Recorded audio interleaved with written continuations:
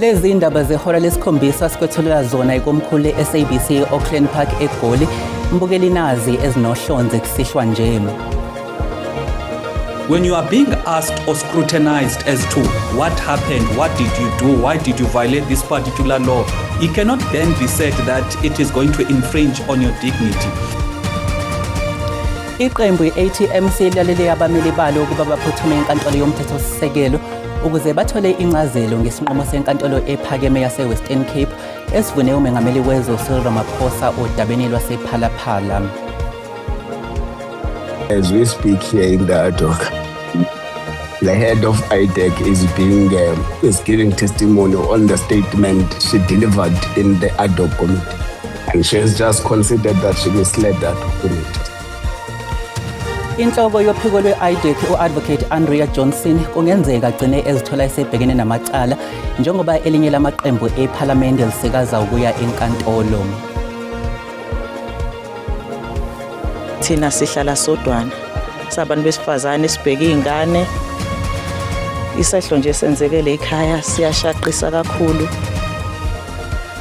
Ufuna ubulungiswa umndeni kaSindi Mgoza wasempendle esifundazweni KwaZulu-Natal onyamalale emasontweni amabili watholakala iseshonile enamanxeba okugwaza kanye nawokusha endlini yangasese.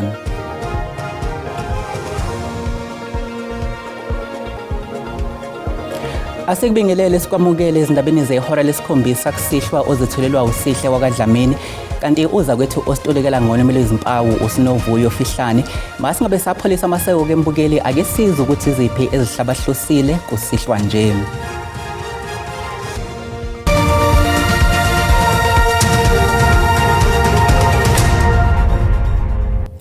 Sivule ngodaba oluthi i-ATM isiyilalele abameli bayo ukuba baphuthume enkantolo yomthethosisekelo ukuze bacele ukucaciselwa ngesinqumo senkantolo ephakeme yase-Western Cape esivune umengameli wezwe Cyril Ramaphosa esicolweni sakhe sokuvimba ukuqhubeka komsebenzi wekomiti lasephalamende elibhekele inqubo yokumsusa esikhundleni.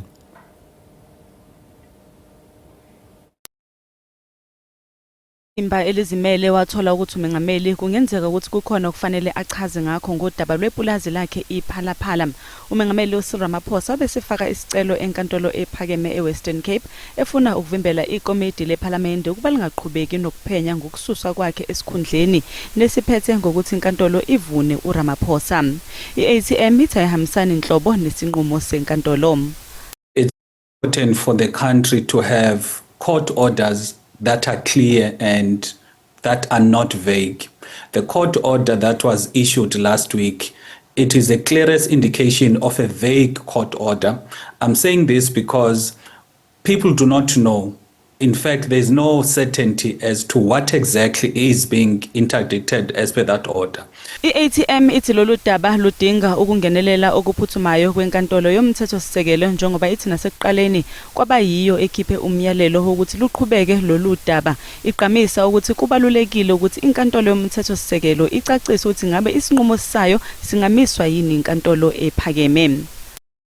In its effect should not have any form of ambiguity or vagueness. It must be clear so that it is easily enforceable. Leli qembu lithi umengameli njengesakhamuzi sakuleli kumele naye ahloniphe umthetho wenkantolo. It cannot be that when you commit acts of misconduct and you violate the laws because of the power that you have in accordance to the office, public office of being president. When you are being asked or scrutinized as to what happened, what did you do, why did you violate this particular law, it cannot then be said that it is going to infringe on your dignity. Inhloko yophiko lwe-IDEC u-Advocate Andrea Johnson kungenzeka agcine ezithola esebhekene namacala njengoba elinye lamaqembu ephalamende lisekaza ukuya enkantolo. Lokhu kulandela izinsolo zokuthi wedukisa ikomiti lesikhashana lephalamende ngesikhathi ethola ubufakazi phambi kwalo kanti kulindeleke ukuthi aqhubeke nobufakazi bakhe phambi kwekhomishana kaMadlanga kusasa. Esiphuma kulo IDEC ibhekane nengcindezi njengoba nje inhloko yayo Advocate Andrea Johnson ebephekwa ngembuzo kukhomishana kaMadlanga lapha bevikela khona inhlangano yakhe kanye nayo uqobo lwakhe. uJohnson oneminyaka engama-56 ubudala wenza inguquko ezimbalwa eziholele ekutheni kube nokushayisana phakathi kwalokho akusho ngenkathi evele ngaphambi kwekomiti laseParliament nalokho akusho kukhomishana kaMadlanga.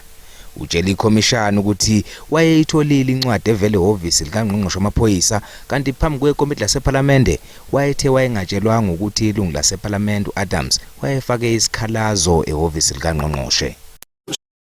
Aware that this complaint was being laid also with the Minister Mqunu at the time, and in turn that he was referring it to the police. Not at all, Honorable Chair. Amathetho aphawulile ngalokhu. In the ad hoc, the head of IDEC is giving testimony on the statement she delivered in the ad hoc committee, and she has just considered that she misled that committee.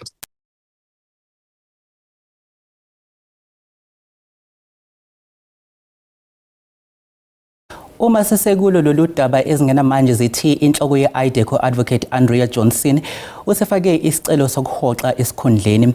Ihhovisi likaMengameli wezwe uCyril Ramaphosa belingakasho lutho ngalolu daba. Uma sihlabela phambili sicaphine udaba oluthi ikomiti elihlanganisa ongqongqoshe elibhekele udaba labokufika lithi akubanga nazigameko zokunyathelwa kwamalungelo abantu njengoba bekuqhubeka uhlelo lokubuyiselwa kwabokufika abakuleli emazweni abo. Usihlalo wekomiti elibhekele lo msebenzi uMamoluku Kubayi udalule ukuthi kunowangaphandle owashona ngesikhathi kuqhutshwa lolu hlelo, wengeza ngokuthi iIPD iyaphenya ngalolu daba.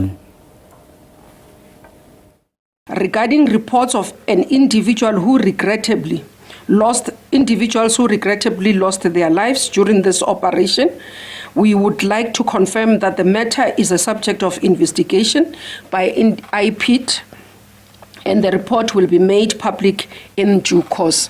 So there's been an incident of a person who lost their lives in this operation, and IPID is investigating. We have also noted continued concerns or even articulations publicly raised by certain sectors in our society regarding the humanitarian situation in the Musina Temporary Repatriation Processing Center. Once again, we want and we would like to reiterate that government and social partners have been coordinating assistance to vulnerable foreign nationals affected by recent tensions and displacement. These interventions have included provision of healthcare services and medical screening at identified processing sites and temporary holding areas.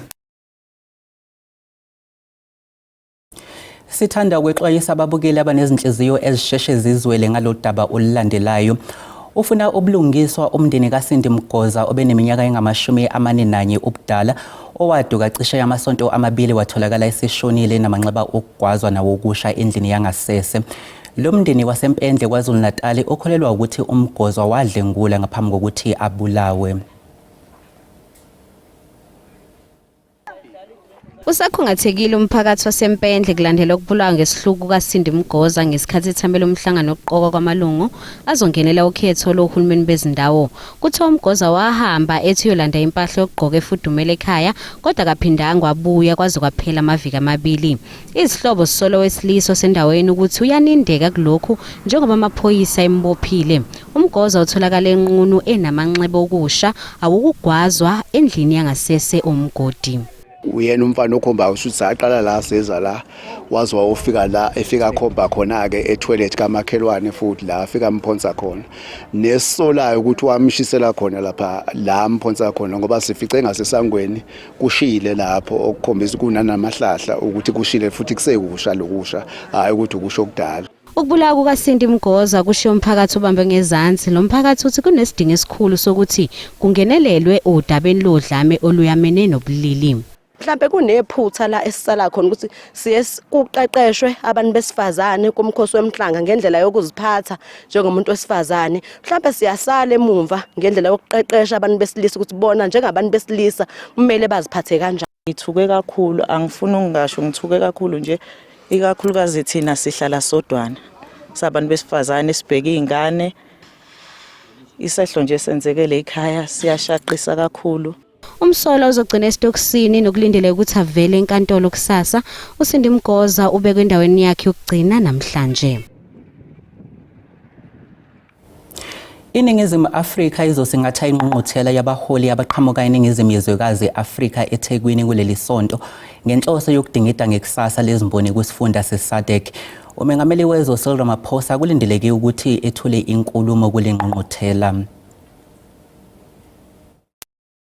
Umasipala weTheku uthi ukulungela ukwamukela izithunywa ezivela emazweni angaphansi kwe-Southern African Development Community kwingqungquthela yesishiyagalolunye ye-SADC Industrialization. Le ngqungquthela izobanjelwa eDurban International Convention Centre ehlanganisa uhulumeni nabatshalizimali esifundeni, izogxila ekuthuthukisweni kwezimboni, ukutshalwa kwezimali kanye nokukhulisa umnotho. Umasipala weTheku uthi zonke izinhlelo nezokuphepha zimi ngomumo ukuqinisekisa ukuthi le ngqungquthela iba impumelelo. Isiqubulo salonyaka sigxile ekukhuliseni nokusimamisa izimboni ngokusebenzisa ingqalasizinda yezolimo kanye nokuhlomula kwimikhiqizo embiwayo.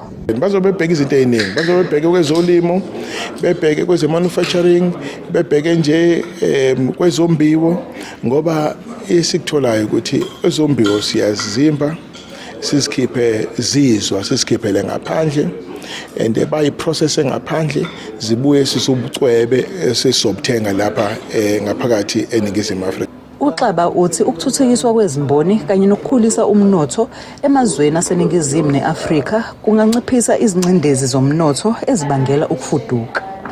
Sixoxisana nokuhwebelana ngoba musu industrializile, you must also trade. Kusenza kanjani ukufukula ukuhwebelana amongst ourselves thina njengamazwe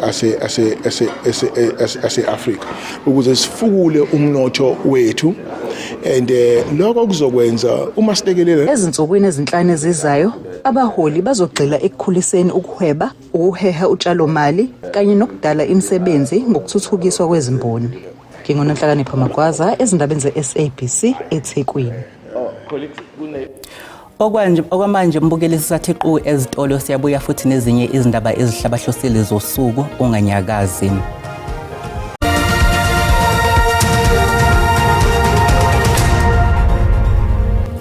Asiphinde sikubingelele sikukhumbuza ukuthi uma ngabe usanda ngena lezi ndaba ziyatholakala ku YouTube na ku SABC Plus. Ngena kuzo uzicinga amagama athi SABC izindaba na kanjani uzozithola ngobunjalo bazo. Uya ngokushuba umbango wesikhundla sobuholi kumasipala waseMhlathuze esifundazweni kwaZulu Natal njengoba sekusondela ukhetho lohulumeni bezindawo oluzokuba ngolwezi. Iqembu i-IFP okuyilona elihola uhlelo lokusebenza ngokubambisana kwamaqembu amaningi kulo masipala lithi linethemba lokuthi lizonqoba. Angama-36 amawadi ngaphansi kwamasipala waseMhlathuze azobe gaqelwe izinhlangano zezombusazwe ekhethweni lohulumeni basekhaya lizoba ngomhla ka-4 uLwezi. Amaqembu ezepolitiki aphansi phezulu akhankasela lolu khetho. Lo masipala kusukela ngo-2021 ubuswe ngokubambisana ngamaqembu amahlanu okubalwa kuwo IFP, EDA kanye ne-ACDP. We went for elections in 2021. We had 58 branches, which saw us getting 23 seats in this municipality during those elections of 2021. It was not a coincidence. We had planned and we were mandated by the conference to do so. Mnumzana Ngwezi unethemba lokuthi bawuzinzisile umasipala futhi bakwazile ukuheha abatshali izimali kodeleka amathuba emsebenzi. Umphakathi wakwaDlangezwa wavula indlela esikhawini elokishini kwaDube and surrounding areas. Salwenza ucwaningo ukuthi kufanele senze isihlanzima sethu eCubu siproduce amalitha amangaki ngosuku zomphakathi wonke wenene. Lokho kwakuyisikhathi sika-2021. Sathola ukuthi no kufanele senze siproduce amanzi awu-60 million wamalitha njalo ngosuku. Kwizindaba ze-SABC ngu-Ayinda Mhlongo, eRichards Bay. Kuzodingeka ukuba kube nezingxoxo mayelana nesikhwama somhlala phansi kulawulwe umthetho ukuze kuphoqeleke ukuba utshale imali onwake uyalelwa umbuso. Lokhu kuphakanyiswe uYani Mahlangu weCOSATU ngesikhathi ethula inkulumo engqungqutheleni yokubungaza iminyaka engama-70 ebibanjelwe eGoli. Umthetho olawula ukutshala kwezimali zomhlala phansi njengamanje zilawula umthetho wesigaba sama-28 womthetho wesikhwama somhlala phansi. Kunempikiswano ke ekhona ngalesigaba esithi enye ingxenye yemali kufanele itshalwe ezindabeni ezifana nenqalasizinda, kuhlanganiswa amanzi ezamandla kanye nekwezinye izingxenye zahulumeni. Abanye bathi le ngxoxo ke kufanele ibuye ibhekisiswe ukuze kuhlomule ukuthuthukiswa komnotho ngale kwezinselele. Nice words, Anne-Marie, like I heard you earlier on, we invest in infrastructure, impact investments. Is it compulsory? We must have a debate around that. Of course, one of the questions that's going to arise is what we see in Madlanga. The corruption and all of that. We need to deal with those things. Izingxoxo bezigxile kakhulu odabeni lokuxoxisana nezinhlaka zazo zonke izinhlaka zomkhakha womhlala phansi, ikakhulukazi ukubanika incazelo abazuza imali nokuthi baziphatha kanjani. The issue is not when there's no communication. The issue is when there is communication, but that communication is not getting across to the members. For instance, we look at there's one of the sectors that I'm very passionate about, which is the unclaimed benefits that Bab Mahlang also touched on. We can all appreciate and agree that there is no member who can forego their benefit, knowing very well that they are there. Especially in an economy where we know that we have less than 10% of the people who can retire comfortable. So there is no way that a member can forego their retirement savings, knowing very well that there's a benefit due to them. Somhlala phansi bavumileke ukuthi wonke umsebenzi abawenzayo kusukela kumqashi kuya kolawula isikhwama sempesheni isasasaka lezimali zamalungu esikhwama sempesheni kufanele lihambe phambili. Mbukeli ake siphinde futhi sihlabe ikhefu uma sibuya sobe sikuphathele umhlahlo wesimo sezulu.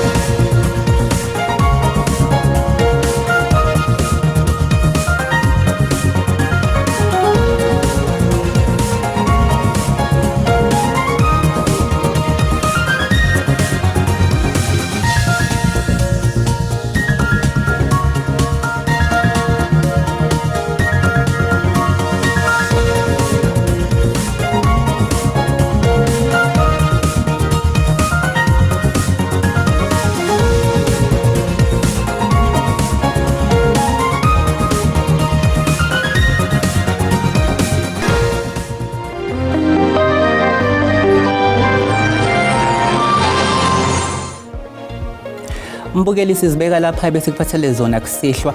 Siyabuya futhi kusasa nezinye izindaba ngehora lokuqala emini kuze kube ngokuzayo usale kahle.